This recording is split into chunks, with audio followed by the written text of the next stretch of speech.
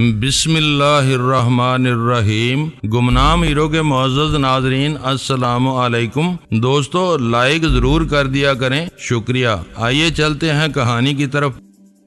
Vera کے ساتھ hotel کے ایک کمرے میں محبوس مگر ویرا سے دور رہنے کی وجہ سے شاید وہ ایک رات بھی نیند پوری نہیں لے سکا تھا۔ خوابگاہ میں جلنے والے زیرو واٹ کی ناکافی روشنی میں حسرت بھری نگاہوں سے ویرا کو دیکھنے اور بے چینی سے کروٹیں بدلتی رہنے کی وجہ سے وہ یکا یک نیند سے مغلوب ہو گیا تھا۔ ویرا دبے قدموں اس کے قریب سے گزر کر کاؤنٹر پر پہنچی۔ ضروری اندراجات کے بعد اس نے اپنے ذمے واجب الادا رقم ادا کی۔ اس دوران میں عملے نے ٹال مٹول کر کے اتنا وقت لے لیا تھا کہ ویرا کے فلور پر مامور روم سروس کے عملے سے یہ تصدیق ہو سکے کہ ویرا کے چھوڑے ہوئے کمرے میں ہوٹل کی ملکیتی ہر چیز صحیح سلامت تھی۔ تصدیق نہ ہونے کی صورت میں ویرا کے ذمے واجب الادا رقم میں متناسب اضافہ ہو سکتا تھا۔ ویرا ہوٹل سے نکلی تو کناٹ پیلس کا علاقہ روشنیوں سے جگمگا رہا تھا۔ ہر طرف لوگوں کی بھیڑ تھی جس میں ہڑبونگ ہر رنگ اور نسل کے شوقین سیاح بھی نظر آ رہے تھے۔ مقامی فن صنائی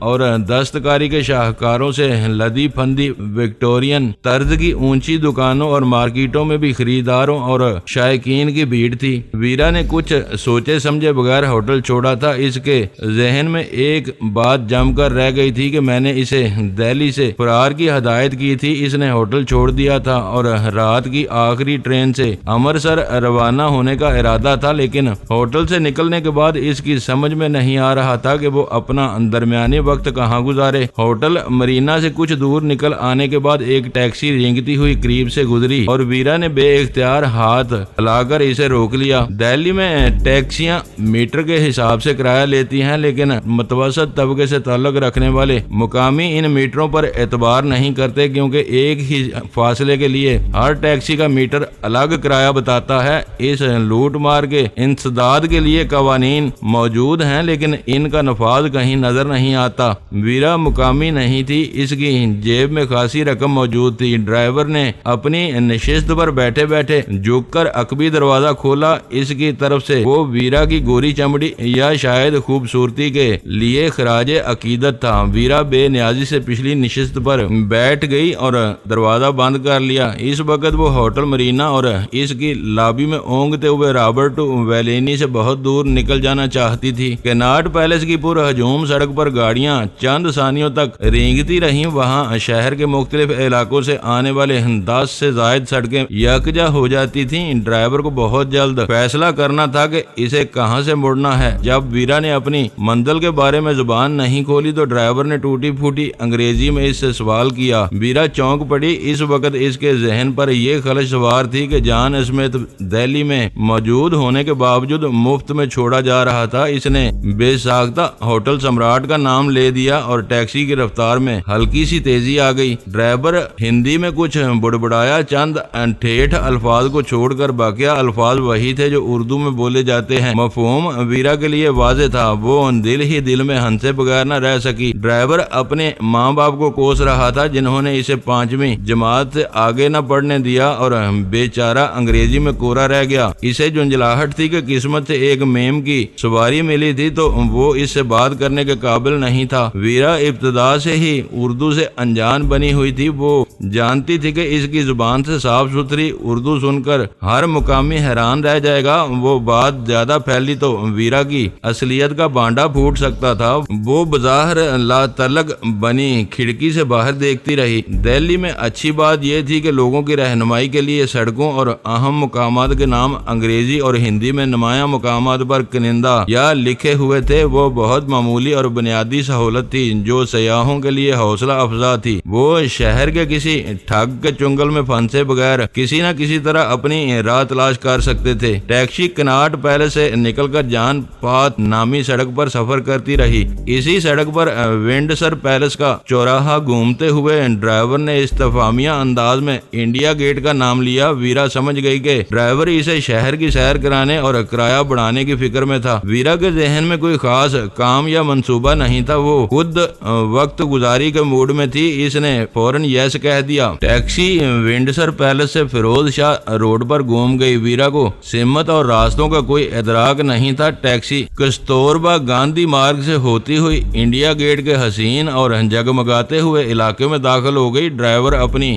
گوری مسافر کی رہنمائی کے جوش میں ہاتھ ہلا ہلا کر مختلف نام لیتا رہا، جن میں جنگی یادگار میوزیم، آرٹ گیلری اور بچوں کے پارک وغیرہ کے نام اہم تھے۔ اس بار ٹیکسی شاہ جہاں روڈ پر نکلی تو ویرا سوچے سمجھے بغیر نہیں رہ سکی کہ ہندوؤں نے اپنی بے مثال تعصب کے باوجود نہایت مکارانہ مصلحت اندیشی سے کام لیا تھا۔ اپنی سرزمین پر مسلمانوں کی طویل حکمرانی کے نقوش کو تہس نہس کرنے کے بجائے سڑکوں اور یادگاروں وغیرہ کے پرانے نام تک برقرار رہنے دیے تھے تاکہ آنے والوں کو اپنی مذہبی رواداری سے مروب کر سکیں۔ دوسری طرف پاکستانیوں کی جذباتی حماقتوں کا یہ عالم تھا کہ آئے دن سڑکوں، بستیوں اور مقامات کے ناموں کو تبدیل کیا جاتا تھا۔ وہ ویرا کا ذاتی تجزیہ تھا جس سے کسی کا متفق ہونا ضروری نہیں تھا، لیکن اس کی اہمیت یہ تھی کہ وہ پاکستانی یا بھارتی نہیں تھی، پیدائشی طور پر امریکی نژاد تھی اور ہر امریکی کی طرح اس کی کہی ہوئی بات بھی توجہ کی مستحق تھی۔ دہلی کے ایک حصے کے اس مختصر سے سفر میں ویرا نے مسلمان زعماء کے ناموں پر متعدد سڑکیں دیکھیں۔ اورنگزیب روڈ، صفدر جنگ روڈ اور کمال عطا ترک روڈ سے گزرنے کے بعد ٹیکسی چانکیا پوری کے جدید علاقے میں داخل ہو گئی، جو یقیناً مسلمانوں اور انگریزوں کی طویل حکمرانی کے بعد بسایا گیا تھا اور وہاں ہر طرف ہندوانی ناموں کا تسلط تھا۔ کچھ دیر بعد ڈرائیور نے ٹیکسی ہوٹل سمراٹ کے پورچ میں گمانی چاہی تھی کہ ویرا نے بکھلا کر اسے روک دیا۔ وہ اپنے خیالات کی رو میں ڈوبی ہوئی تھی، اسے پتہ ہی نہیں چلا کہ وہ جان اسمتھ کی کمین گاہ کے نزدیک پہنچ چکی تھی۔ وہ براہ راست ہوٹل میں داخل ہو کر کوئی خطرہ مول نہیں لینا چاہتی تھی۔ اس نے فٹ پاتھ کے کنارے ٹیکسی ڈرائیور کو 200 روپے دے کر فارغ کر دیا۔ وہ رقم کرائے سے بہت زیادہ تھی۔ توقع سے زیادہ انعام پا کر اس کا چہرہ کھل اٹھا۔ اس نے واپسی کے بارے میں پوچھا۔ اس کا ایک لفظی سوال انتظار کے بارے میں تھا۔ ویرا نے ادھر ادھر نگاہ دوڑا کر اندازہ لگا لیا تھا کہ چانکیا پوری دہلی کے روسا اور سفارتی معززین کا علاقہ تھا، جہاں صرف کار نشینوں کا ہی گزر ہو سکتا تھا، مگر ہوٹل کی حدود میں ٹیکسی وغیرہ کی آمد و رفت یقینی تھی۔ بس ایک نکتہ تھا کہ کسی ہنگامی ضرورت کے پیش آنے پر وہاں سے روانگی کے لیے فوری طور پر کوئی گاڑی دستیاب ہو سکے۔ غالب امکان یہ تھا کہ ہوٹل سمراٹ میں ایسی کوئی ہنگامی ضرورت پوری نہیں ہو سکے گی۔ جب بھی ٹیکسی ملے گی اپنے وقت پر ملے گی۔ ویرا نے ڈرائیور کو رکنے کا اندیا دے دیا اور اشاروں کی مدد سے سمجھا دیا کہ وہ باہر رکنے کی بجائے ہوٹل کی پارکنگ لاٹ میں ویرا کی واپسی کا انتظار کرے۔ اس بار ڈرائیور نے سخت انداز میں نو نو کی تکرار کی اور ویرا کے لیے پچھلا دروازہ کھول دیا۔ ویٹ اونلی ویٹ، ویرا نے ہاتھ سے دروازہ بند کرنے کی ناکام کوشش کرتے ہوئے کہا۔ ہائے رام! ڈرائیور اپنی پیشانی پر ہاتھ مار کر بے بسی سے بڑبڑایا۔ اس سسری کو کون سمجھائے کہ پارکنگ کا میدان بہت بڑا ہے۔ اس کے پتا جی بھی اپنی سمادھی چھوڑ کر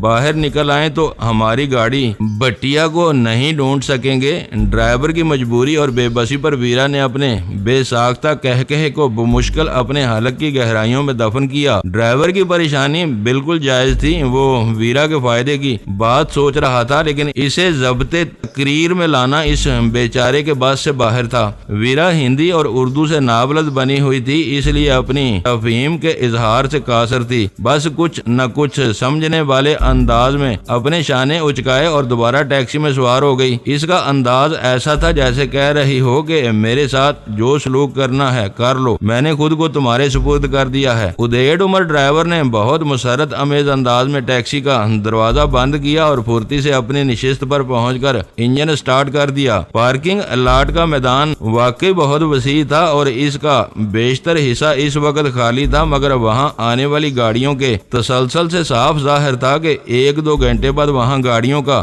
ایسا ہجوم جمع ہو جائے گا کہ محض اندازے سے کسی کار یا ٹیکسی کو تلاش کرنا ناممکن ہو جائے گا۔ ویرا دل ہی دل میں ٹیکسی ڈرائیور کی پیشہ ورانہ دور اندیشی کی داد دیے بغیر نہ رہ سکی۔ ڈرائیور نے پارکنگ کے پہلے واضح بورڈ کے قریب ٹیکسی پارک کر دی۔ ویرا نیچے اتری تو ڈرائیور اس کی یاد دہانی کے لیے بورڈ کی طرف تاکیدی اشارے اشارے کر رہا تھا۔ ویرا نے اپنے سر کو اسبات میں جنبش دی اور لمحہ بھر سوچنے کے بعد اپنا مختصر سا دستی بیگ گاڑی میں ہی ڈال دیا۔ اس نے اندازہ لگایا تھا کہ ڈرائیور بے ایمان نہیں تھا، اگر اس کے دل میں کوئی کھوٹ آ ہی جاتا تو اس بیگ میں ویرا کے 2-3 جوڑوں اور زنانہ استعمال کی چند ذاتی اشیاء کے سوا کچھ نہیں تھا۔ میرے مشورے کے مطابق اس نے نقدی اور پاسپورٹ کو اپنی کمر کے گرد کسی ہوئی بیلٹ میں محفوظ کیا ہوا تھا۔ اس نے ہاتھ لہرا کر ڈرائیور کو اشارہ کیا اور ہوٹل سمراٹ کی روشنیوں میں نہائے ہوئے پورچ کی طرف چل دی۔ اس وقت تک ویرا کا ذہن بالکل صاف تھا۔ جان اسمتھ کے خلاف وہ اپنے عزائم کو خیر بات کہہ چکی تھی، مگر پھر بھی ہوٹل سمراٹ کی حدود میں موجود تھی۔ جان اسمتھ کے بارے میں میری تجویز سن کر غزالہ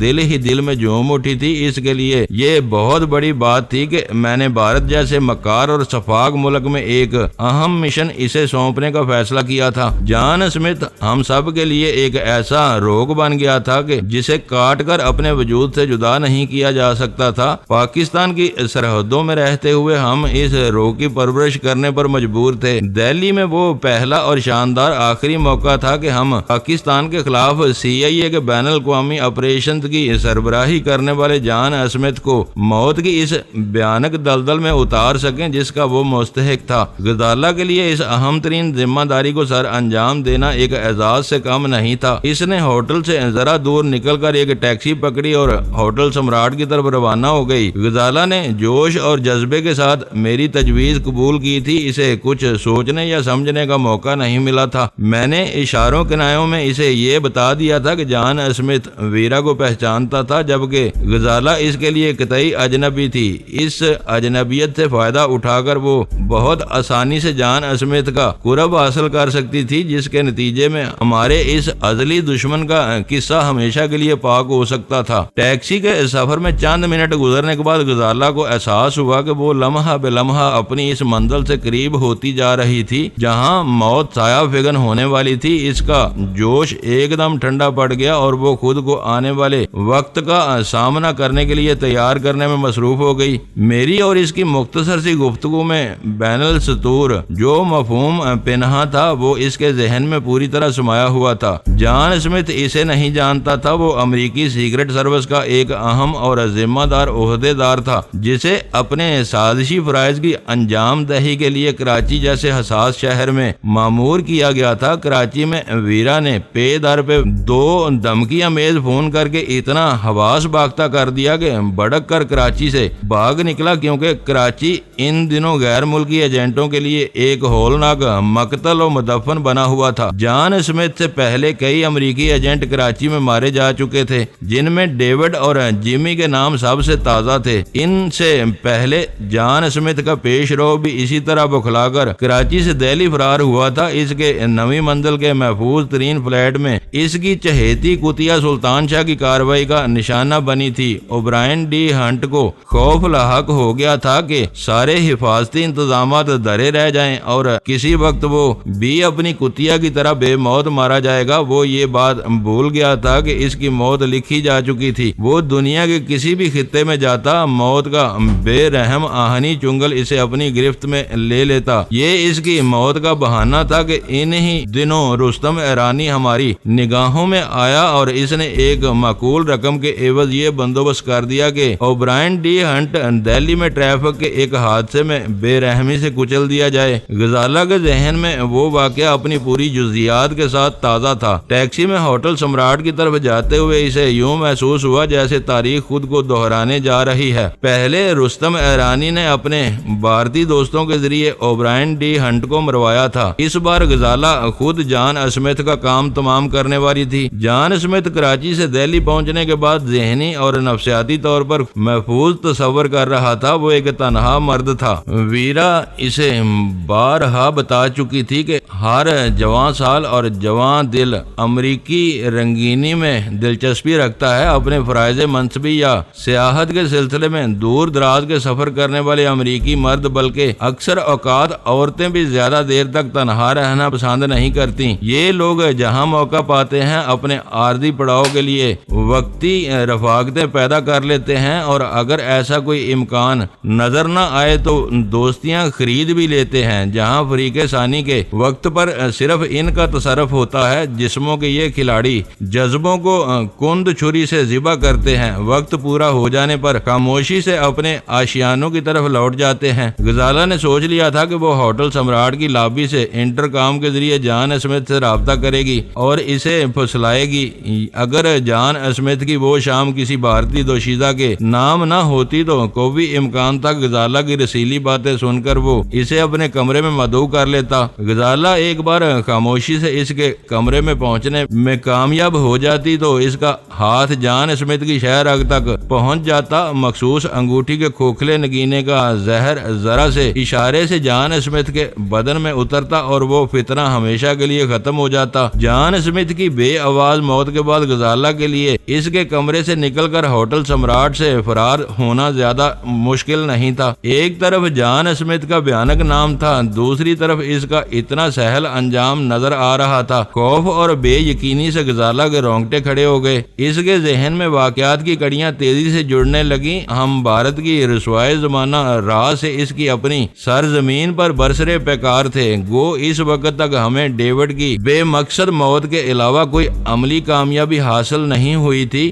لیکن ہم کامیابیوں کی سمت میں خاصی پیش رفت کر چکے تھے۔ مجھے رینا اجیت رائے اور پھر ناگر کے ذریعے راہ کے پاکستانی ونگ کے سربراہ تک رسائی حاصل ہو چکی تھی۔ وہ مجھ سے میری تلاش میں مدد لینے کا خواہاں تھا۔ اس کا دستے راست نریش شرما تھا، جسے آخری درجے کا دہشت گرد اور مکار اعظم کہا جاتا تھا۔ وہ اس قدر احمق اور غیر ذمہ دار ثابت ہوا تھا کہ اس نے پاکستان سے تعلق رکھنے والی راہ کی 11 خفیہ فائلیں بے پرواہی سے اپنی میز پر پھیلا لی تھیں۔ بھارتی سیکرٹ سروس میری ذات میں گہری دلچسپی لے رہی تھی، لیکن انہوں نے میری سرگرمیوں کو اس طرح نظر انداز کیا ہوا تھا جیسے وہ مجھے بالکل بے ضرر اور نکما تصور کر رہے ہیں۔ غزالہ کو خیال آ رہا تھا کہ انل بسواس، نریش شرما اور ناگر سے ملاقات سے پہلے اور اس کے بعد میں نے فون اور آپریٹرز پر ویرا اول خان اور گوپال سے طویل رابطے کیے تھے، جن میں کسی کی طرف سے کوئی مداخلت نہیں ہوئی۔ ایسا معلوم ہو رہا تھا جیسے پاکستان میں دن رات فعال رہنے والے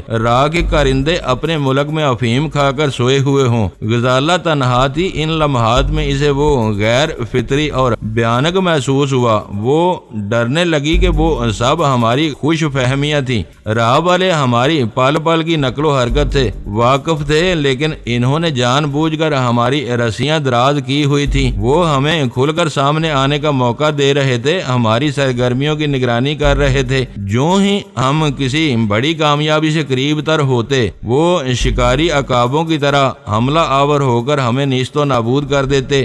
غریب الوطنی، تنہائی اور رات کے اترتے ہوئے اندھیرے نے غزالہ کو بے حال کر دیا۔ وہ اپنے دل کی تیز دھڑکنیں اپنے کانوں میں سن رہی تھی۔ اسے اپنی پیشانی پر پسینے کے خوف میں ڈوبی ہوئی ٹھنڈی بوندیں ابھرتی ہوئی محسوس ہوئیں۔ اسے اندیشہ ہوا کہ ڈرائیور نے عقب نما آئینے میں اس کی بدلتی ہوئی کیفیت دیکھ لی تو وہ اسے ہوٹل سمراٹ کے بجائے کسی تھانے میں پہنچا دے گا۔ غزالہ کا وہ اندیشہ بے بنیاد نہیں تھا۔ ٹیکسی ڈرائیور نے غزالہ کی زبان سے ٹھیٹھ ہندی اور سنسکرت سے الفاظ سے پاک شستہ اردو سنتے ہی سمجھ لیا تھا کہ وہ پاکستانی تھی۔ سفر کے آغاز میں ادب سے وہ سوال پوچھ کر ڈرائیور نے اپنا رہا سہا شبہ بھی دور کر لیا تھا۔ غنیمت یہ تھا کہ ٹیکسی میں اندھیرا تھا۔ اگر باہر کی روشنیوں کے انعکاس میں ڈرائیور غزالہ کی عرق آلود پیشانی یا چہرے پر اڑنے والی ہوائیاں دیکھ لیتا تو فوری طور پر کوئی نئی مشکل پیدا ہو سکتی تھی۔ غزالہ نے پھرتی سے بینٹی بیگ سے رومال نکال کر اپنی پیشانی پونچھ ڈالی۔ خیالات کی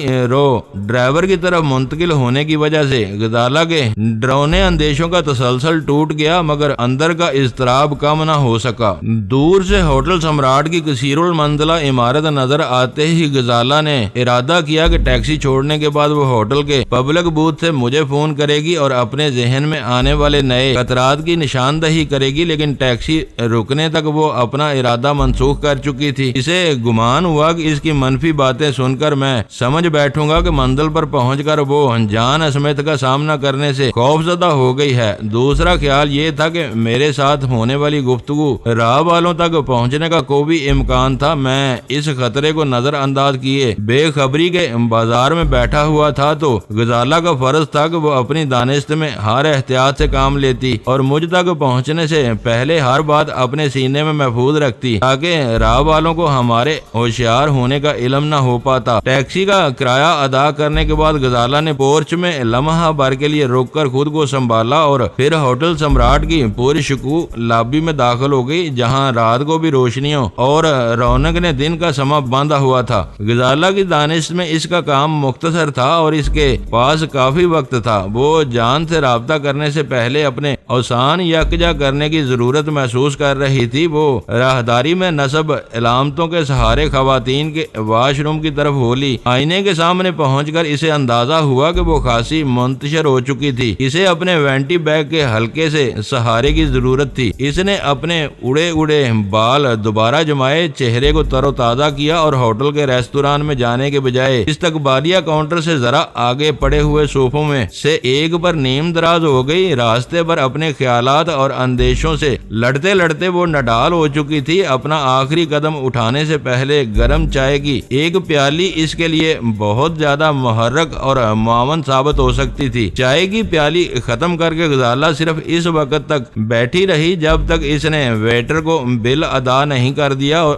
اب وہ خود کو توانا اور چاقو چوبند محسوس کر رہی تھی۔ وہ لابی کے اس حصے کی طرف چل دی جہاں ہوٹل کے اندرونی رابطوں کے لیے متعدد انٹرکام رکھے ہوئے تھے۔ بڑے ہوٹلوں میں کمرے کا نمبر ہی انٹرکام کا نمبر بھی ہوتا ہے۔ غزالہ نے پورے اعتماد سے 310 ملا لیا۔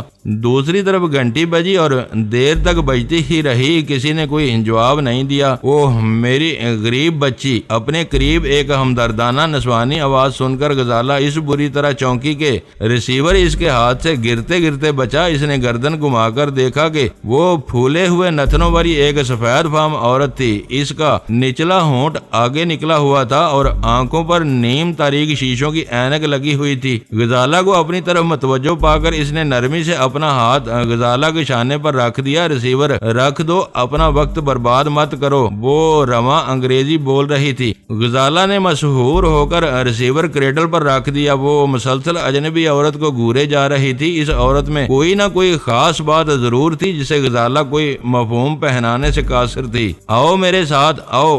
غزالہ کو متحیر دیکھ کر اس عورت نے اسے پچکارا۔ اور خود پر قابو رکھو، میں تمہاری ہمدرد ہوں۔ غزالہ بے اختیار گہرا سانس لے کر اس کے ساتھ ہولی۔ اس بار اس اجنبی عورت کو پہچان لیا تھا، وہ ویرا کے سوا کوئی اور نہیں ہو سکتی تھی۔ یہ تم ہو؟ غزالہ نے اس کے ساتھ چلتے ہوئے تحیر زدہ آواز میں سرگوشی کی۔ تم نے کیا سوانگ رچایا ہوا ہے؟ تم یہاں کیا کرتی پھر رہی ہو؟ تم کو ہلکان ہونے کی ضرورت نہیں، ویرا نے بدستور بدلی ہوئی آواز میں کہا۔ میں کافی دیر سے یہاں جھک مارتی پھر رہی ہوں، پہلے اطمینان سے کہیں بیٹھتے ہیں پھر باتیں ہوتی رہیں گی۔ اس وقت اپنی زبان بند رکھو۔ حالات کی روشنی میں ویرا کا مشورہ بہت صائب تھا۔ بھارت کی سرزمین پر بلکہ دہلی میں وہ ان دونوں کی پہلی ملاقات تھی۔ غزالہ سمجھ رہی تھی کہ ویرا نے مستقل طور پر اپنے حلیے میں وہ تبدیلیاں کی ہوئی تھیں اور شاید اسی بنا پر وہ میری ہدایت کو نظر انداز کر کے بے خوفی سے ہوٹل سمراٹ میں گھومتی پھر رہی تھی جہاں اس کا شناسا جان اسمتھ قیام پذیر تھا۔ غزالہ سوچتی رہی مگر اس نے زبان نہیں کھولی۔ غزالہ اس ہوٹل سے بالکل بھی واقف نہیں تھی۔ ویرا اسے کافی شاپ میں لے گئی جہاں خال خال میزوں پر گاہک نظر آ رہے تھے۔ وسیع و عریض اور نیم روشن حال کی بیشتر میزیں غیر آباد تھیں۔ برا وقت آ گیا ہے، ویرا ایک دور افتادہ میز کی طرف بڑھتے ہوئے بڑبڑائی۔ نو دولتیوں کو شراب کی ایسی لت لگی ہے کہ شام ڈلے کوئی ٹی یا کافی شاپ کا رخ نہیں کرتا۔ یہاں ویرانی ہے، بار میں جگہ نہ ہونے کے باوجود لوگ گھسے چلے آ رہے ہیں۔ ابھی شام گہری نہیں ہوئی مگر بار کے دروازے پر بندش کی تختی آویزاں کر دی گئی۔ اس شہر والوں پر تمہارا سایہ پڑ چکا ہے، غزالہ نے نیچی آواز میں تن سے کہا۔ شراب میں پانی اور پانی میں شراب ملا کر پیتے ہیں، چائے اور کافی سے ان کا بھلا نہیں ہوتا۔ تم نے بھی مجبور ہو کر اس گوشے کا رخ کیا ہے۔ ویرا نے میز منتخب کی اور دونوں نے اس کے گرد کرسیاں سنبھال لی۔ انہیں بٹھانے کے لیے فوراً ہی سانولے رنگ کی ایک پرکشش اور نوجوان ویٹرس مسکراتی ہوئی آ پہنچی۔ اسے خوشی ہوئی تھی کہ جوڑے کے بجائے عورتوں کی جوڑی اس کی مہمان ہوئی تھی۔ کھولتی ہوئی تلخ اور لذیذ کافی کے ساتھ کچن سنیکس مگر 15-20 منٹ بعد ویرا نے کسی ناک چڑی بیوہ کے انداز میں ویٹرس کو حکم دیا۔ یس مادام۔ ویٹرس نے ویرا کے آرڈر پر سر کو خم دیا اور اندرونی حصے کی کی طرف چل دی۔ مجھے وحشت ہو رہی ہے، اب تم بولنا شروع کر دو۔ تخلیہ ہوتے ہی غزالہ نے بے صبری سے کہا، میں ہوٹل چھوڑ چکی ہوں اور مظہر کے حکم پر آج رات امرتسر جا رہی ہوں۔ ویرا رک کر سگریٹ سلگانے لگی۔ انہوں نے تو شاید یہ بھی کہا تھا کہ تم اس ہوٹل کا رخ نہ کرنا، غزالہ نے اسے یاد دلایا۔ یہ نہیں کہا تھا، ویرا نے فضا میں شہادت کی انگلی لہرا کر کہا۔ اس نے مجھے جان سے دور رہنے کا مشورہ دیا تھا اور میں اس مردود سے دور ہوں۔ پھر تم یہاں کیوں نظر آ رہی ہو؟ غزالہ اس سے ٹکراؤ ہونے پر بہت زیادہ الجھی ہوئی تھی۔ تم یقین کرو مجھے کچھ علم نہیں۔ ہوٹل سے نکلی تو میرے ذہن میں کچھ بھی نہیں تھا۔ ٹیکسی میں بیٹھی تو ڈرائیور کو غیر ارادی طور پر اس ہوٹل کا نام بتا دیا۔ یہاں آ کر میں خود حیران تھی کہ جب جان کو نہیں چھیڑنا تو میں یہاں کیوں آئی ہوں۔ بس کسی نادیدہ غیبی قوت نے مجھے اس طرف دھکیلا تھا۔ میں یہاں سے روانہ ہونے کے لیے پر تول رہی تھی کہ تم زنانہ واش روم سے نکلتی نظر آئیں اور میں تمہارے پیچھے ہو لی۔ اب اندازہ ہو رہا ہے کہ قدرت نے مجھے تم سے ملاقات کے لیے یہاں بھیجا تھا۔ تم یہاں کس کے لیے آئی ہو؟ وہ تمہیں پہچانتا ہے، میں اس کے لیے اجنبی ہوں۔ غزالہ نے اس کے چہرے پر نظریں جما کر معنی خیز لہجے میں کہا، لیکن میں شرط لگا سکتی ہوں کہ اس شکل میں اس کے فرشتے بھی تمہیں نہیں پہچان سکیں گے۔ ویرا دھیرے سے ہنس پڑی، تم اناڑی ہو، وہ کھلاڑی اور گاگ ہے، پہلی نظر میں اس سوانگ کو سمجھ جائے گا۔ مجھے تمہارے اس بہروب میں کوئی خامی نظر نہیں آ رہی۔ تم نے یہ سب کیسے کیا ہے؟ یہاں پہنچ کر مجھے خوف ہوا کہ جان سے اچانک سامنا ہو گیا تو وہ مجھ پر ٹوٹ پڑے گا۔ میں نے اپنے قیمتی بال پین کا اسپرنگ توڑ کر اپنے دونوں نتنوں میں پھنسایا ہوا ہے۔ نچلے ہونٹ اور مسوڑے کے درمیان چیونگم کی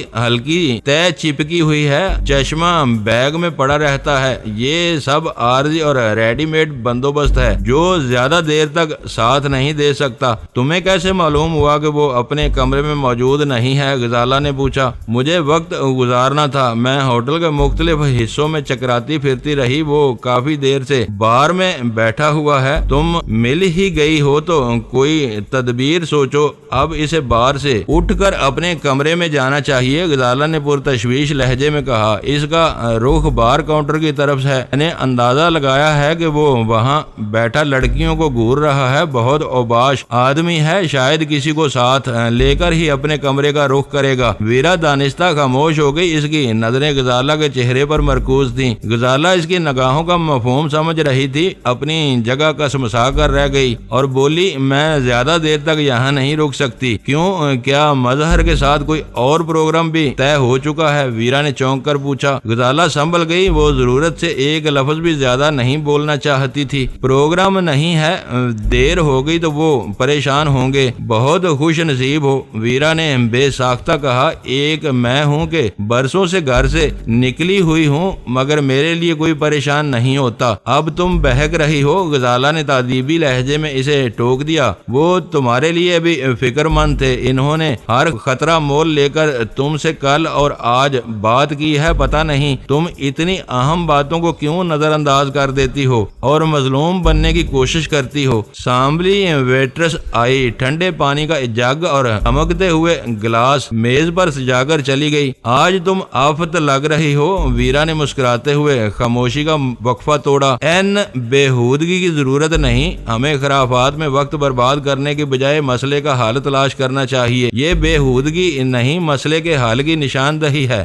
ویرا کے غیر متوازن ہونٹوں پر مسکراہٹ برقرار رہی۔ آخر تم کیا کہنا چاہ رہی ہو؟ غزالہ نے چڑچڑے لہجے میں پوچھا۔ بار میں جا کر اپنی قسمت آزماؤ، میرا دعویٰ ہے کہ وہ خبیث تمہیں نظر انداز نہیں کر سکے گا۔ غزالہ کو ویرا کی زبان سے وہ تجویز حد تک امیز سی محسوس ہوئی، حالانکہ جان تک رسائی حاصل کرنے کا وہی ایک راستہ تھا۔ وہ اپنے کمرے میں موجود ہوتا تب بھی غزالہ کو کال گرل کے انداز میں اس سے باریابی کی اجازت لینی پڑتی۔ وہ بار میں بیٹھا ہوا تھا، اس لیے اچانک روبرو اداکاری کی ضرورت پیش آ گئی تھی۔ اس وقت ویرا کی تجویز کا کوئی متبادل نہیں تھا۔